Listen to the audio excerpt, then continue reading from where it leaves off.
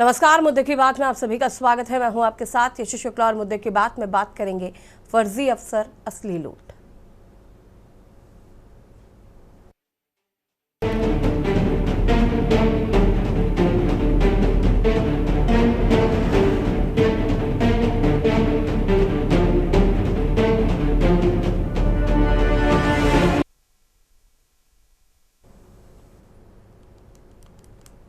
आज हम बात करेंगे एक ऐसे खतरे की जो अब सिर्फ इंटरनेट पर ही नहीं बल्कि हमारे घर तक पहुंच चुका है। साइबर ठग जो खुद को सीबीआई अधिकारी बताकर आम आदमी को शिकार बनाते हैं। अब नई तकनीकी और डर के खेल के जरिए लाखों रुपए हड़प रहे हैं। हमारे सामने है एक ऐसा मामला जिसने न केवल पढ़े लिखे पेशेवरों को हिला दिया है बल्कि ये साबित कर दिया है कि कोई भी सुरक्षित नहीं है। ये घटना कानपुर के बर्रा क्षेत्र की है, जहां पर एक सेवानिवृत्त इंजीनियर और उनकी पत्नी को 11 दिनों तक डिजिटल अरेस्ट में रखा गया है और उनके 42.50 लाख रुपए ठगों ने हड़प लिए। और ये सिर्फ एक घटना नहीं है बल्कि एक चेतावनी है कि डिजिटल दुनिया में हर कदम अब जोखिम भरा है। राजेंद्र प्रसाद सिंह पावर ग्रिड से सेवानिवृत्त इंजीनियर अपने अपार्टमेंट में पत्नी के साथ रहते हैं। उनका बेटा नोएडा में रहता है। 7 अगस्त को उन्हें एक अज्ञात नंबर से व्हाट्सएप वीडियो कॉल आया। कॉल करने वाले ने खुद को सीबीआई अधिकारी बताया। ठगों ने दिखाया कि उनका नाम जेट एयरवेज के संस्थापक नरेश गोयल से जुड़े मनी लॉन्ड्रिंग केस में है। उन्होंने फर्जी ऑनलाइन सुप्रीम कोर्ट सुनवाई भी करवाई और दंपति को डराकर डिजिटल अरेस्ट में रखा।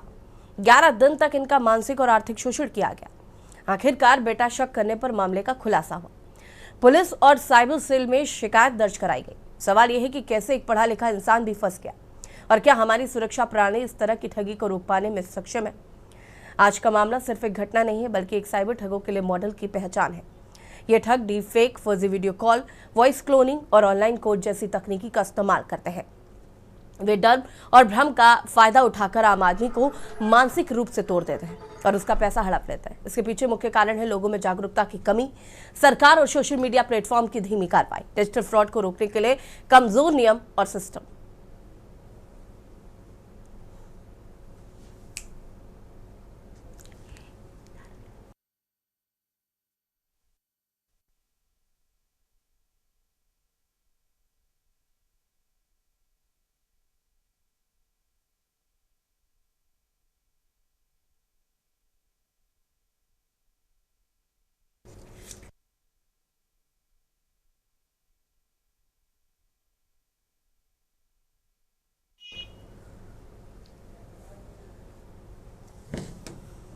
और इसी मुद्दे पर आज बातचीत करेंगे। मेहमान हमारे साथ जुड़ चुके हैं जयप्रकाश जी, पूर्व आईपीएस फिलहाल हमारे साथ हैं। जयप्रकाश जी, बहुत बहुत स्वागत है आपका।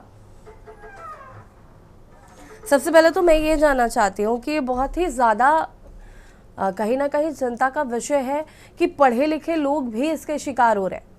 मुझे ऐसा लगता है कि जो नहीं जानते हैं, टेक्नोलॉजी नहीं समझते हैं, उनके लिए थोड़ा मुश्किल ज़रूर होगा, लेकिन जो लोग पढ़े लिखे हैं अगर उनके साथ इस तरीके की साइबर ठगी होती है तो कहीं ना कहीं कई सवाल खड़े हो जाते हैं।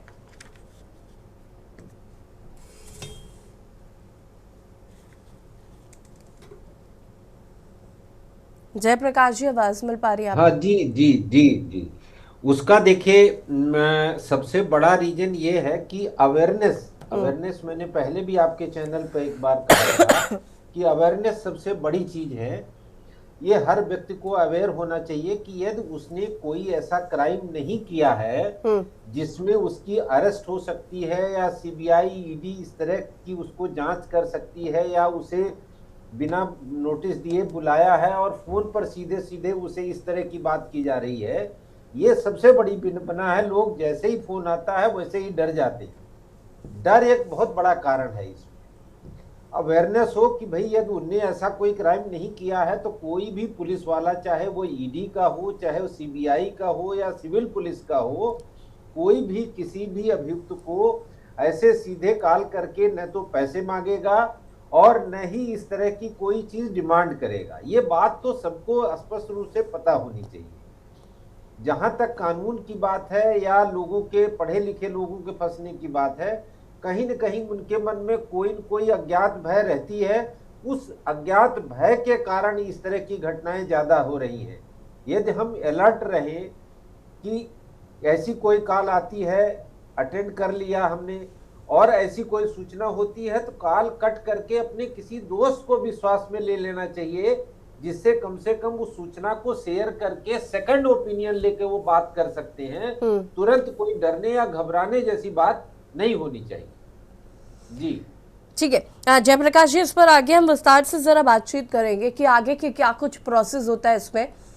लेकिन उससे पहले सारिका गुप्ता हमारी संवाददाता हमारे साथ जुड़े हुए। सारिका, इसको लेकर अपडेट क्या है, इस खबर को लेकर? बिल्कुल जैसे मैं बता दूं, जिस तरीके से अब हर हाथ में 5G फोन हो गया है, 5G टेक्नोलॉजी हम लोग यूज कर रहे हैं, और ऐसे में हर कोई साइबर क्राइम का शिकार होता दिखाई दे रहा है। क्योंकि जिस तरीके से हम लोग नई नई एप्स यूज कर रहे हैं, उसके साथ साथ टेक्नोलॉजी का प्रयोग कर रहे हैं, तो हर चीज में क्योंकि कैशलेस हो रहा है, पेपरलेस हो रहे हैं सारे ऑफिस, तो ऐसे में हर कोई जो है वो फोन का ज्यादातर यूज कर रहा है। और ऐसे में इस तरीके के जो फ्रॉड है वो भी सामने आ रहे हैं। फिर चाहे कानपुर की बातचीत करी जाए, कानपुर में तो कई ऐसे फ्रॉड है जो सामने आए हैं, और हालांकि पुलिस ने अपने रवैया सख्त दिखाया है और कहीं ना कहीं साइबर ठगों को की गिरफ्तारी भी करी है। अक्सर जो है कानपुर में, जैसे कि अभी दिल्ली में ब्लास्ट हुआ था, तो ब्लास्ट के बाद कुछ ऐसा गिरोह भी सामने आया था जिन्होंने ब्लास्ट का फायदा, जो घटना हुई थी उसका बहाना अपनाकर लोगों को अपने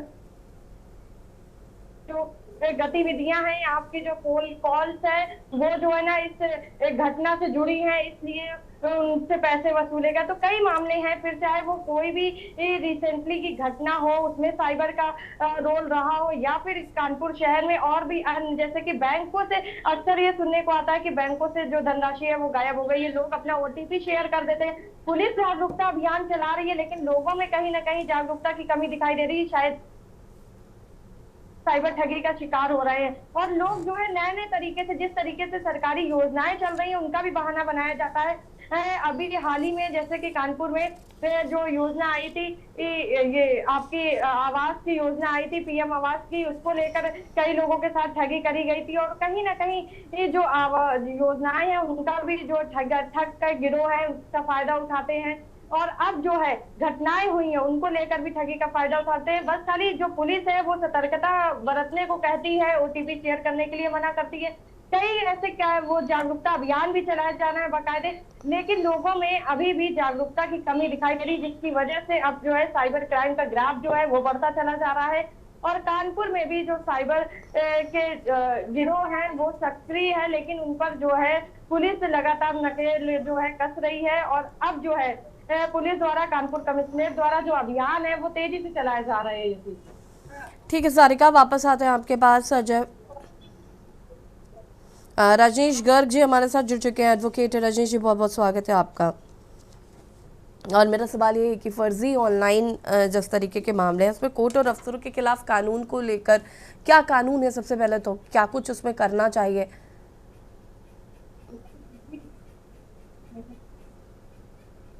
हेलो, आवाज आ रही है ना? जी रजनीश जी, आपको मिल रही है आवाज? आवाज आ रही है आपकी? जी जी मैम, बताइए जरा, आप क्या पूछ रही थी? आप फर्जी ऑनलाइन कोर्ट और अफसरों के खिलाफ कानून क्या कहता है? इस तरीके के जो मामले निकल कर आते हैं इनको लेकर कानून में क्या प्रावधान है? देखिए, साइबर लॉ एक अलग लॉ बनाया गया है इसीलिए ताकि साइबर अपराधों पे जो लोग फ्रॉड करते हैं, बेईमानी करते हैं, इस तरह से उनको सजा मिल सके, उन पे अंकुश लगा सकते हैं। लेकिन अभी लोगों में अवेयरनेस नहीं है इसकी। इसके लिए एक सरकार को इस तरह की पहल करनी चाहिए कि लोगों को अवेयरनेस करना चाहिए। जैसे बच्चों के जो इंटरमीडिएट कॉलेज हैं वहाँ पे कैंपेनिंग करानी चाहिए सरकार को या पुलिस को, ताकि जो बच्चे वहाँ इंटर कॉलेज से निकल रहे हैं उनको मालूम होना चाहिए साइबर अपराध क्या होता है, किस तरह से होता है, तभी उस पर आगे रोकथाम के लिए उपाय किए जा सकते हैं। क्या साइबर ठगी के जो मामले हैं उनमें जो पीड़ित है उसको तुरंत राहत मिल सकती है, या इसको मैं चाहूंगी कि जरा विस्तार से डिटेल से बताइए, क्योंकि जागरूकता की कमी तो वैसे भी है लोगों में। आवाज कम आ रही है मैम आपकी थोड़ा सा? ठीक है रजनीश जी, वापस आएंगे आपके पास। रजनीश जी की आवाज को फिक्स करेगा प्लीज। जयप्रकाश जी, सवाल इसलिए गंभीर है क्योंकि पढ़े लिखे लोग भी अब इसके झांसे में हैं, और मुझे ये नहीं समझ में आ रहा है कि ये कितना ज़्यादा ये लोग एआई का इस्तेमाल कर रहे हैं इन सब चीज़ों को लेकर कि आप उस पूरे सिनेरियो में इस तरीके से फंस जाते हैं कि आपको समझ में नहीं आता, आपने जो गुनाह नहीं किया है आप उस गुनाह के लिए भी उस ट्रैप का शिकार हो रहे हैं। अगर हमने कोई गुनाह किया है तो मुझे मालूम है कि मैंने ये किया है, और अगर आपने नहीं किया है तो आपको कोई भी आके इस तरीके के फ़ोन कॉल्स करके ये बताए कि नहीं हम सीबीआई से हैं, आपने ये काम किया था और इस मामले में हम आपको ला रहे हैं, तो ये कहीं ना कहीं मुझे ऐसा लगता है कि इनका ट्रैप बहुत बड़ा है, या ये जो जितने भी हैकर्स हैं बहुत ज़्यादा हाईटेक है। नहीं, देखिए जो आपने बात अभी कही वो बहुत अच्छी बात है कि जब उनने कोई क्राइम नहीं किया है तो वो डर क्यों जाते हैं। Exactly. यही डर का ही शोषण है। वो बेसिकली डर के कारण ही ऐसे लोग ट्रैप में फंस जाते हैं। उन्हें इस बात को मुतमईन होना चाहिए कि जब उनने ऐसा कोई क्राइम नहीं किया है तो कोई पुलिस वाला हो, चाहे वो ईडी का हो, सीबीआई का हो, सिविल पुलिस का हो, उसे कैसे परेशान कर सकता है। यदि उसके दिमाग में ये डर नहीं है तो वो इसका शिकार नहीं हो सकता है, और यदि डर है किसी न किसी तरह का तो उसी का वो शिकार हो जाते हैं। इसका सबसे बेहतर उपाय यही है कि देखिए गवर्नमेंट की तरफ से भी तमाम प्रचार प्रसार होता रहता है, और लगातार आप देखेंगे फोन पर भी और अखबारों में भी, टीवी पर भी आता रहता है कि यदि आपको कहीं इस तरह के शिकार होते हैं तो आप ये नंबर डायल करके तुरंत आप रजिस्टर करा सकते हैं, अपनी प्रॉब्लम नोट करा सकते हैं। और हर जगह पे खास करके उत्तर प्रदेश या अब तो भारत वर्ष में सभी जगह पे कमिश्नरेट लेवल पर, डिस्ट्रिक्ट लेवल पर साइबर थाने खुले हुए हैं, और वहाँ एक्सपर्ट पुलिसकर्मी लगाए गए हैं जो इसको इन्वेस्टिगेट करते हैं। जहाँ तक पीड़ित का प्रश्न है, उसे भी इस बात से अवेयर होना चाहिए कि कोई भी पुलिस वाला उसे यूं ही परेशान नहीं कर सकता है। और जो इस तरह के शिकार होते हैं उसमें देखिए आईटी एक्ट में दुनिया भर के प्रोविजन है, उसके तहत कार्रवाई होती है, पुलिस कार्रवाई करती है।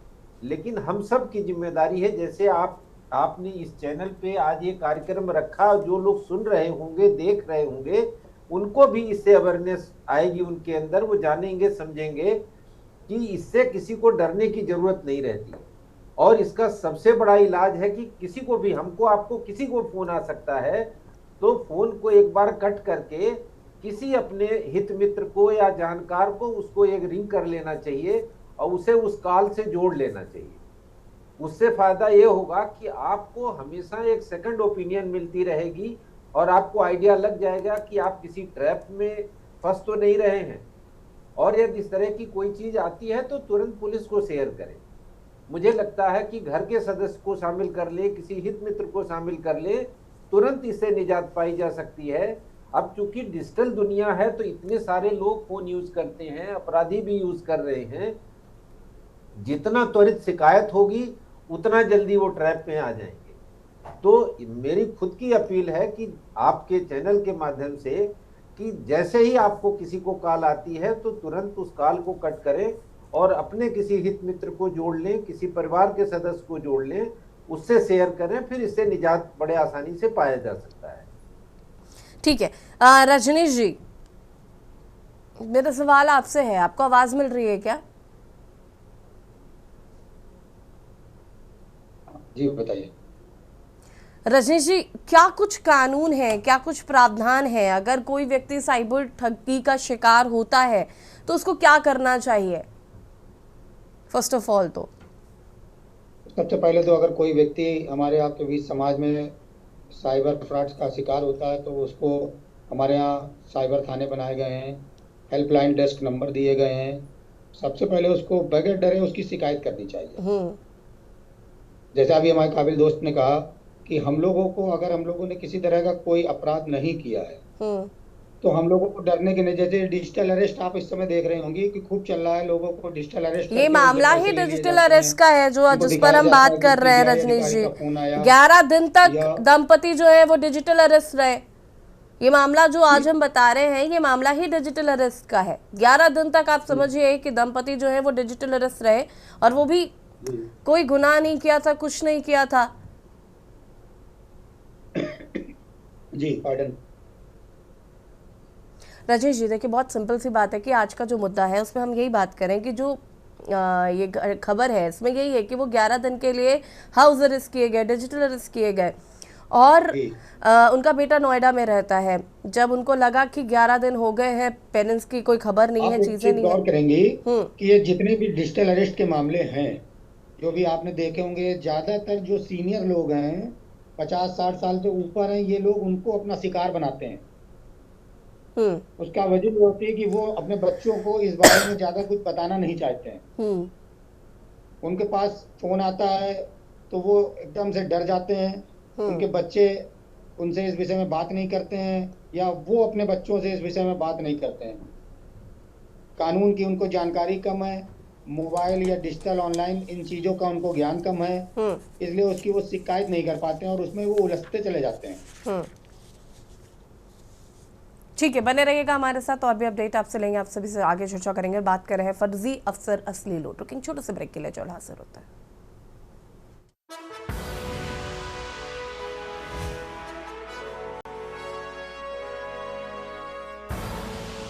आप देख रहे हैं के न्यूज, खबरों का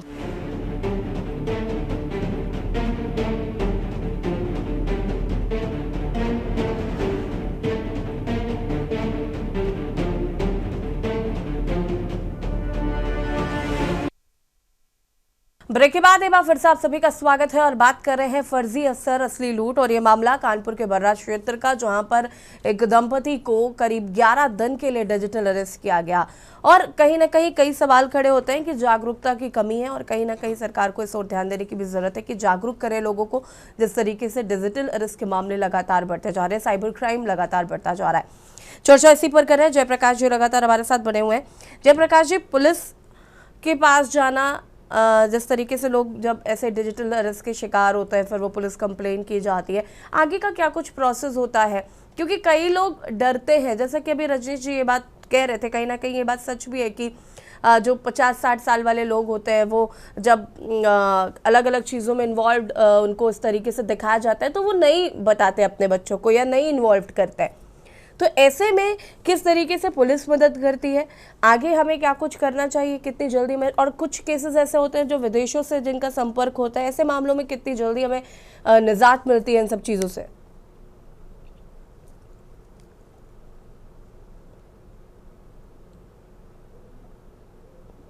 किया जाता है उसको होल्ड कराया जा सकता है। ये सबसे बड़ी, जितना जल्दी से रिपोर्ट होगा उतनी जल्दी पुलिस उसमें सफल होती है। और जैसे ही रिपोर्ट होती है, पुलिस उस पर तत्काल जो अकाउंट्स होते हैं उनको, जिन अकाउंट्स में ट्रांसफर किया जाता है पैसा, उसको तुरंत फ्रीज कराने की कोशिश करते हैं।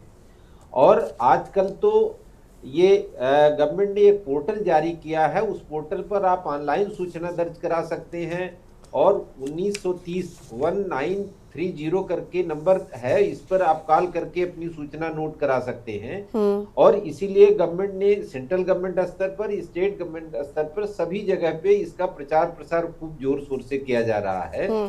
दूसरे, अब हर डिस्ट्रिक्ट लेवल पे और कमिश्नरेट लेवल पर साइबर थाने खुले हुए हैं और उसमें डेडिकेटेड टीम लगी हुई है और वो इसको इन्वेस्टिगेट करती है।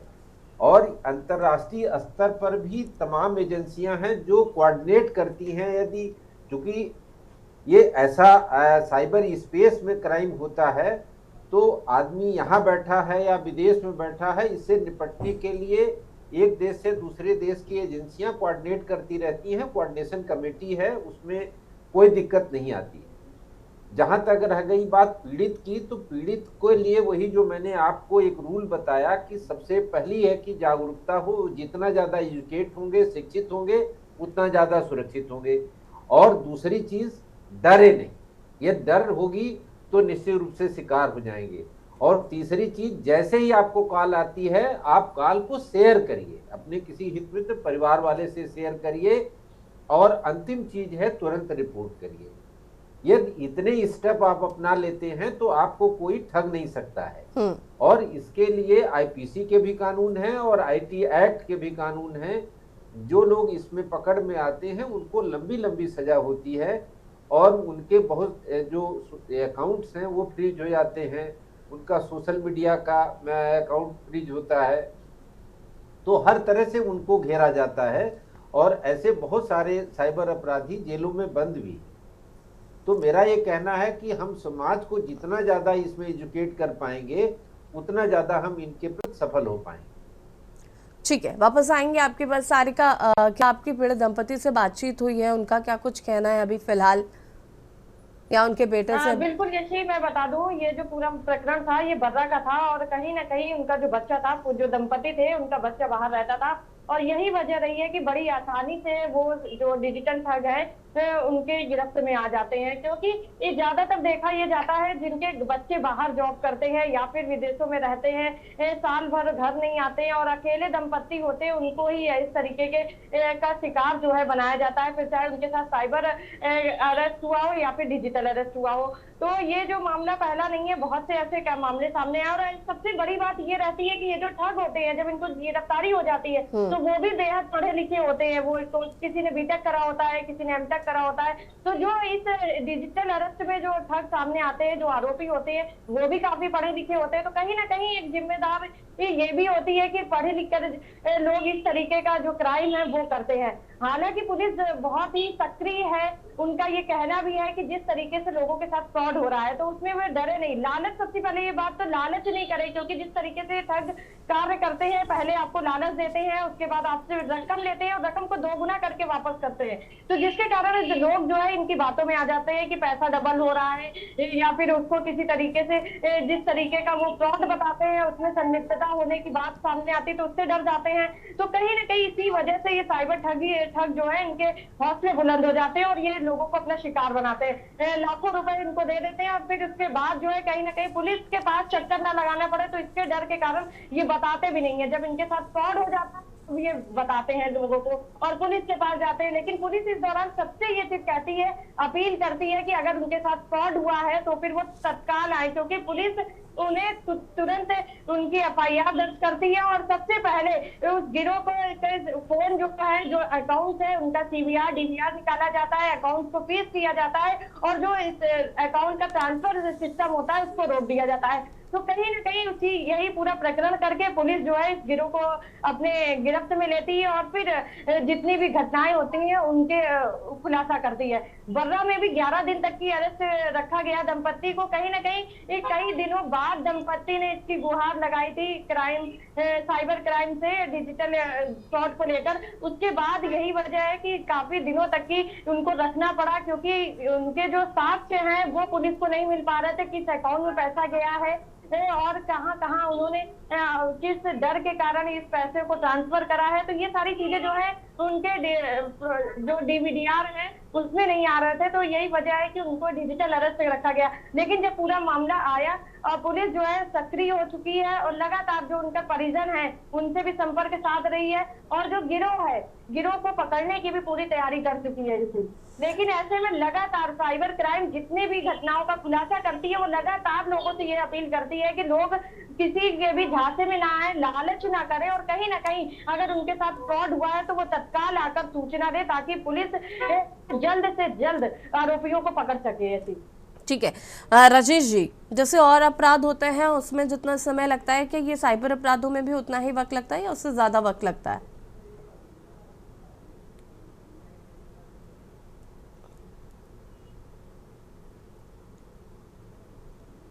जी जी, साइबर अपराध में सबसे ज्यादा ध्यान देने वाली बात ये होती है कि हमको उसमें समय नहीं खराब करना है। सबसे पहले आप जितनी जल्दी उसकी एफआईआर करा देंगी, जैसा जी अभी जयप्रकाश जी ने कहा है कि आपने जैसे एफआईआर कराई तो पुलिस उस पैसे को होल्ड कर देती है, फ्रीज कर देती है अकाउंट को, तो उसमें ज्यादा चांसेस होते हैं आपका पैसा वापस आने के और उससे पीड़ित को जल्दी न्याय मिलता है।